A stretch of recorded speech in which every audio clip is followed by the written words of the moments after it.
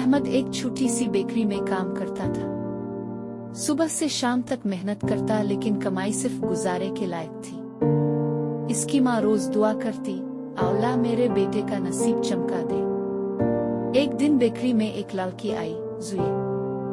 चेहरे पर मुस्कुराहट थी, मगर आंखों में कोई छुपी हुई उदासी। हर हफ्ते वो आती, एक चॉकलेट पेस्ट्री लेती और अहमद से कुछ देर बात करती।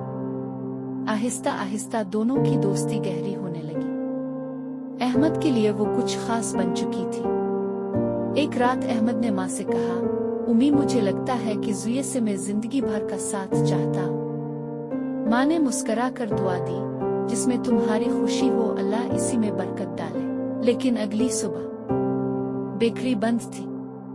ज़ुई इस दिन नहीं आई, ना अगले दिन ना अगले हफ्ते।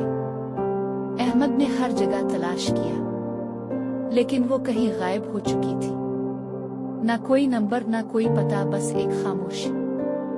2 साल गुजर गए। अब अहमद ने बेकरी छोड़ दी थी। वो एक छोटी सी कैफे का मालिक बन चुका था।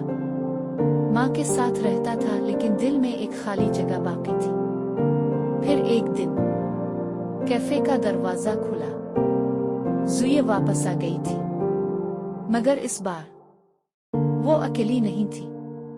एक छोटी सी बच्ची उसके साथ थी।